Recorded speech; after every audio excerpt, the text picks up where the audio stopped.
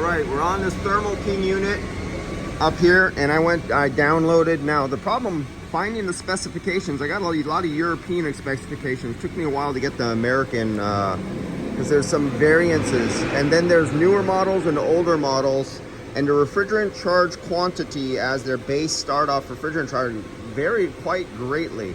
Anywhere from 1.1 kilograms up to, I think it was 1.3 or 1.4 kilograms. That's quite a bit of variance there.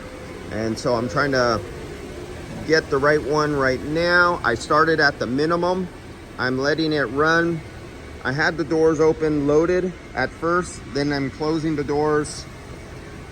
And as you can see right here, pressure-wise, it goes all the way down to 14 PSI.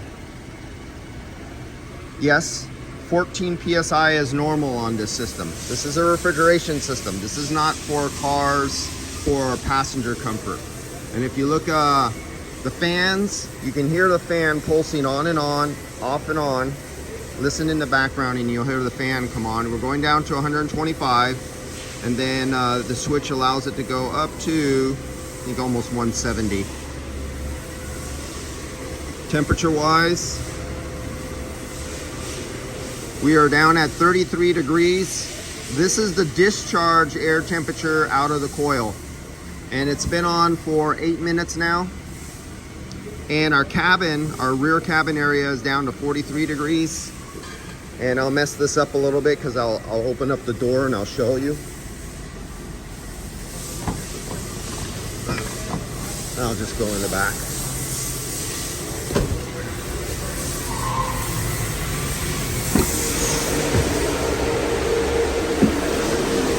So I'm reading the coil temperature right here and the inlet of the cabin going back inside.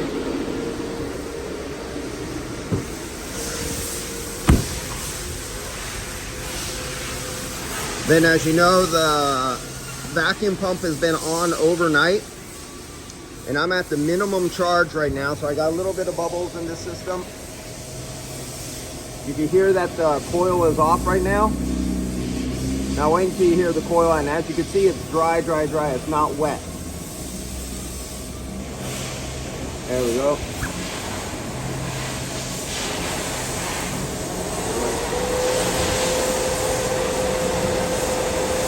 So right now we're getting flash gas to the expansion valve because I have it charged to its very minimum specification. I'm going to slowly bring that up. But I'm letting you see this, what it looks like right now, and you can hear the cycle of the fan in the background.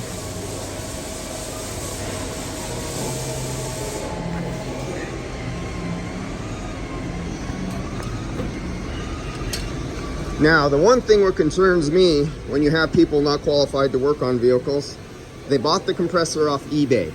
There was no paperwork with it. And I hate saying I'm guessing, pretty sure, and I'm a rule of thumb, but on these compressors, they usually come with their full amount on them. And I believe he didn't do no oil balance. He just stuck it on there. It's in a custom bracket. It took a really long time to get that on there for him. They said it was really difficult. And I believe there's a double oil charge in the system. Now, I went to the old compressor, and the first thing I go, let me see the box. There's no instructions, nothing written on it. I go, where's the piece of paper that was in there? And he said, there's no paper in there.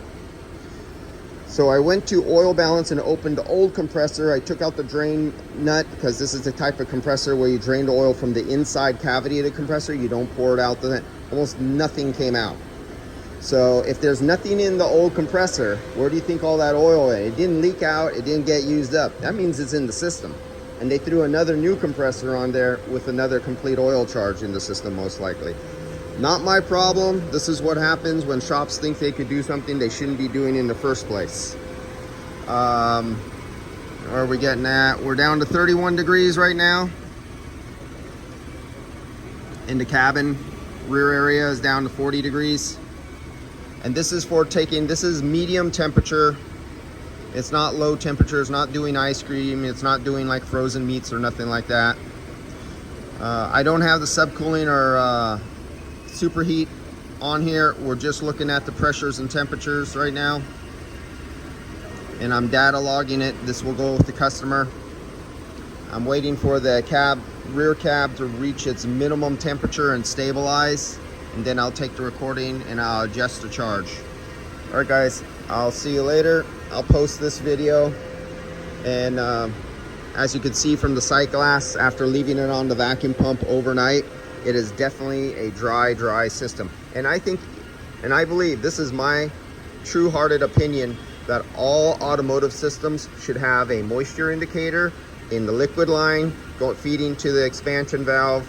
So when a system is left open to the atmosphere and that little green moisture meter turns from green to yellow, whoever serviced it has to pay for the dealer or an authorized individual to service the system at the high price, and that the shop who serviced it, who didn't know what they were doing, is responsible for contaminating the system, has to pay the price to have the system flushed and dryers changed and the proper charge put back in by somebody competent, not somebody incompetent.